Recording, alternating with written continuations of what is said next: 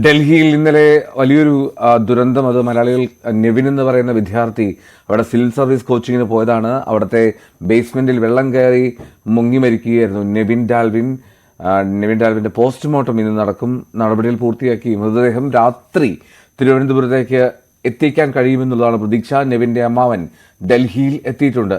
നിയമം ലംഘിച്ച് പ്രവർത്തിക്കുന്ന പരിശീലന കേന്ദ്രങ്ങൾക്കെതിരെ MCD നടപടിയും ആരംഭിച്ചു. പരിശീലന കേന്ദ്രത്തിന് മുന്നിൽ വിദ്യാർത്ഥി പ്രതിഷേധം തുടരുകയാണ്. രാകേഷ് ആയിരുന്നു വിവരങ്ങളുമായി. രാകേഷ്, ഈ അപ്രതീക്ഷിതവും ഞെട്ടലുളവാക്കുന്നതുമായിരുന്നു ആ വെള്ളം ഇരച്ചെത്തിയത്. ഓടവെട്ടി അങ്ങനെ എത്രമാത്രം ഇങ്ങനെ കുത്തിയൊലിച്ചെത്തുന്ന വെള്ളത്തിന്റെ ദൃശ്യങ്ങൾ പിന്നീട് കണ്ടപ്പോൾ ശരിക്കും വിറങ്ങലിച്ചു പോയി.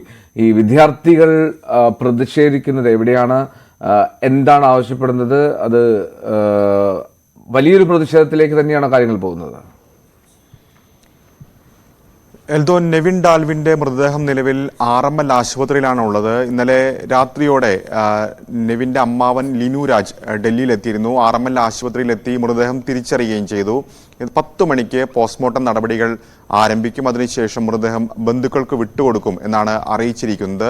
8:45 ഡൽഹിയിൽ നിന്ന് തിരുവനന്തപുരത്തേക്കുള്ള ഇൻഡിഗോ വിമാനത്തിൽ മൃതദേഹം കൊണ്ടുപോവുകയും ചെയ്യും. അതാണ് ഇപ്പോൾ ബന്ധുക്കൾ അറിയിച്ചിരിക്കുന്നത്. തിരുവനന്തപുരം സ്വദേശിയാണ് നെവിൻ ഡാൽവിൻ. പക്ഷേ കഴിഞ്ഞ 10 വർഷമായി എറണാകുളം കാരടിയിലാണ് താമസം. ഏതായാലും ജന്മനാടായ തിരുവനന്തപുരത്തേക്കാണ് മൃതദേഹം കൊണ്ടുപോകുന്നത് എന്നാണ് ഇപ്പോൾ ബന്ധുക്കൾ അറിയിക്കുകയും ചെയ്തിരിക്കുന്നത്. ഏതായാലും വിദ്യാർത്ഥി പ്രതിഷേധം തുടരുകയാണ്. എൽദോ സൂചിപ്പിച്ചതുപോലെ തന്നെ വിദ്യാർത്ഥികൾ ആവശ്യപ്പെടുന്നത് 2 കാര്യമാണ്. ഒന്ന്, കോച്ചിങ് സെന്റർ ഉടമകൾക്കെതിരെ നടപടി വേണം ഈ വിഷയത്തിൽ. കാരണം കോച്ചിങ് സെന്ററിന്റെ ഭാഗത്തുനിന്ന് ഗുരുതരമായ വീഴ്ചയുണ്ടായി. അതാണ് ഈ ദുരന്തത്തിലേക്ക് നയിച്ചത്. മറ്റൊന്ന്, MCD ഉദ്യോഗസ്ഥർക്കെതിരെയും നടപടി വേണം. കാരണം ഇത്തരത്തിൽ അനധികൃതമായ കെട്ടിടങ്ങൾക്ക് അനുമതി നൽകുന്നത് MCD ആണ്. അല്ലെങ്കിൽ അനധികൃത കെട്ടിടങ്ങൾ ഉണ്ട് എന്ന് കണ്ടെത്തിയാൽ അതിന് നടപടി എടുക്കേണ്ടത് MCD ആണ്. പക്ഷേ അത്തരമൊരു നടപടി ഒന്നും തന്നെ MCDയുടെ ഭാഗത്തുനിന്നുണ്ടായില്ല. അപ്പോൾ ഈ 2 കൂട്ടർക്കെതിരെയും നടപടി വേണം എന്നൊരു ആവശ്യമാണ് വിദ്യാർത്ഥികൾ ഉന്നയിക്കുന്നത്. ഇന്നലെ രാത്രി സമരം അവസാനിപ്പിച്ചിരുന്നെങ്കിൽ പോലും വീണ്ടും സമരം ആരംഭിക്കുകയായിരുന്നു വിദ്യാർത്ഥികൾ. അവരിപ്പോൾ കോച്ചിങ് സെന്ററിന് മുൻപിൽ കുത്തിയിരുന്നുകൊണ്ട് പ്രതിഷേധിക്കുകയാണ്. ഏതായാലും ഈ സമരം കൂടുതൽ ശക്തമാക്കും എന്നാണ് ഇപ്പോൾ വിദ്യാർത്ഥികൾ അറിയിക്കുകയും ചെയ്തിട്ടുള്ളത്. ഏതായാലും ഈ ദുരന്തത്തിന് ശേഷം ചില നടപടികൾ MCDയുടെ ഭാഗത്തുനിന്നും ഉണ്ടായി. പ്രത്യേകിച്ച് വലിയ വിമർശനങ്ങൾ MCDക്കെതിരെ ഉയർന്ന സാഹചര്യത്തിൽ, അതായത് MCD ഇത്തരത്തിൽ കോച്ചിങ് സെന്ററിനെതിരെ നടപടിയെടുത്തു. ഇതിൽ കൂടാതെ മറ്റ് കോച്ചിങ് സെന്ററുകളും സമാനമായ രീതിയിൽ പ്രവർത്തിക്കുന്നുണ്ട്.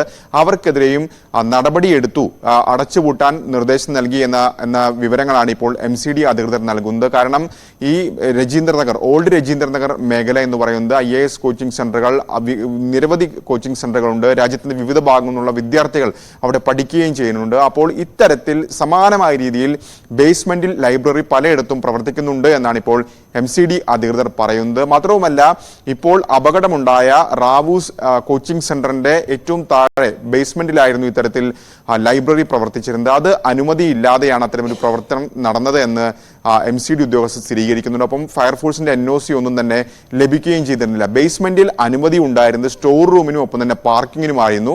ഇത് കൂടാതെ സാധാരണഗതിയിൽ ബേസ്മെന്റ് ആണെങ്കിൽ പോലും അവിടെ ഡ്രെയിനേജ് സംവിധാനങ്ങൾ ഉണ്ടാകാറുണ്ട്. പക്ഷേ ഈ റാവൂസ് കോച്ചിങ് സെന്ററിന്റെ ബേസ്മെന്റിൽ ഡ്രെയിനേജ് പോലും ഉണ്ടായിരുന്നില്ല. ഇതാണ് ഈ അപകടത്തിന്റെ വ്യാപ്തി വർദ്ധിപ്പിച്ചതെന്നാണ് ഇപ്പോൾ പോലീസ് അടക്കം പറയുന്നത്. ഏതായാലും ഇത്തരത്തിൽ അനധികൃതമായുള്ള കെട്ടിടങ്ങൾക്കെതിരെ നടപടിയെടുക്കുമെന്ന് MCD ഇപ്പോൾ ഈ ഘട്ടത്തിൽ ആവർത്തിക്കുന്നുണ്ട്. എൽദോ, ശരി. രാകേഷാണ് വിവരങ്ങൾ നൽകിയത്. ന്യൂസ് ഡെസ്കിൽ നിന്ന്. വലിയൊരു ദുരന്തമാണ് അത്. നെവിന്റെ മൃതദേഹം ഡൽഹിയിലുണ്ട്. പോസ്റ്റ്മോർട്ടം നടത്തി രാത്രിയോടുകൂടി തിരുവനന്തപുരത്തേക്ക് എത്തിക്കും.